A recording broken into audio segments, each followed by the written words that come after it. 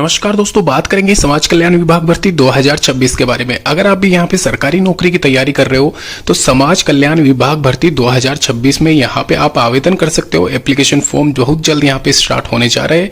अगर आप भी यहाँ पे एलिजिबल हो, ग्रेजुएशन अगर आपने किया हुआ है या कोई पीजी डिग्री है या फिर किसी भी स्ट्रीम से आपने यहाँ पे 10th 12th या फिर ग्रेजुएशन कर रखा है तो आप यहाँ पे अप्लाई कर सकते हो 7,300 पदों के लिए।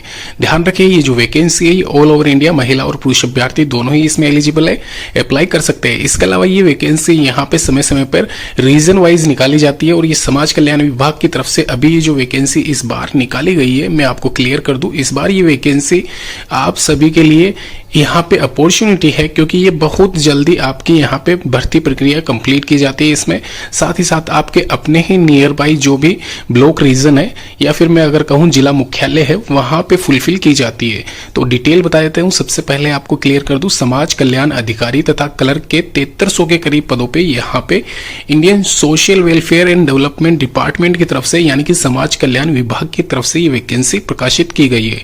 इसके अलावा ये वैकेंसी में 2 पद जो दिए गए हैं समाज कल्याण अधिकारी और क्लर्क ग्रेड 2। ध्यान रखना, ग्रेड 2 की पोस्ट है क्लर्क वाली।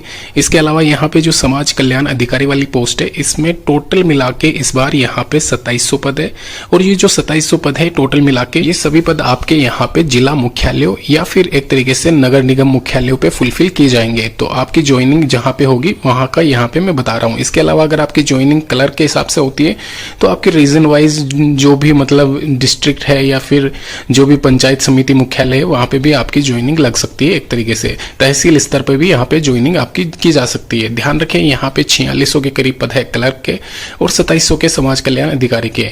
12th क्लास पास अगर आपने कर रखा है तो आप क्लर्क के लिए, वहीं समाज कल्याण अधिकारी के लिए आपको ग्रेजुएशन या फिर कोई भी पोस्ट ग्रेजुएट डिग्री आपके पास में होनी चाहिए। स्ट्रीम यहाँ पे मायने नहीं रखता, किसी भी स्ट्रीम से, साइंस कॉमर्स आर्ट्स से अगर आप हो तो आप यहाँ पे एलिजिबल हो। इसके अलावा मैं आपको क्लियर कर दूं, यहाँ पे इस बार एग्जामिनेशन आपका टेंटेटिव है, लिखित परीक्षा, जिसमें कि यहाँ पे पूरा स्कीम दिखा रखा है, पाठ्यक्रम दिखा रखा है, जो भी सिलेबस है, जो भी आपके टॉपिक्स है वो सारे इसमें मेंशन किए गए हैं। ध्यान रखें, व्यक्तिगत साक्षात्कार यानी कि पर्सनल इंटरव्यू आपका कंडक्ट किया जाएगा समाज कल्याण अधिकारी वाली पोस्ट के लिए। मैं एक बार वापस से यहाँ पे क्लियर कर देता हूँ, जो पाठ्यक्रम रहेगा इसमें वो इस बार यहाँ पे सबसे ज्यादा वेटेज जो आपका रहने वाला है लगभग 50% के आसपास, यानी कि सामान्य ज्ञान और करंट अफेयर के 50 क्वेश्चन 50 मार्क्स के आपके रहने वाले हैं, जिसमें ये मान के चलना 15 से 20 के करीब क्वेश्चंस आपके करंट अफेयर के रहेंगे। तो यहाँ पे अगर जिसकी भी करंट अफेयर या सामान्य ज्ञान के ऊपर अच्छी पकड़ है वो यहाँ पे क्लियर कर सकता है, क्योंकि 25 क्वेश्चन यहाँ पे इसमें रीजनिंग के हैं और 25 क्वेश्चन कंप्यूटर के हैं। तो फिर से क्लियर कर दूं, यहाँ पे जीके में आपकी कमांड होनी चाहिए अगर आपको ये एग्जामिनेशन निकालना है तो 2 घंटे का आपको टाइम दिया जाएगा।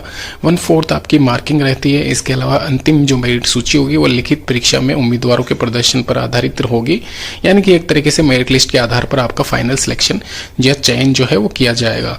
तो ध्यान रखिए, यहाँ पे जो इसका सिलेबस है वो सिलेबस यहाँ पे मतलब टॉपिक वाइज कवर किया गया है। आप देख लीजिए, यहाँ पे जो रीजनिंग है, कंप्यूटर सेक्शन है, ये सब कुछ यहाँ पे क्लियर है। तो swd.gov.in पे जाके ऑफिशियल वेबसाइट के माध्यम से ही आप आवेदन करें, अन्यत्र कहीं अलग वेबसाइट से आप कोई भी आवेदन ना करें।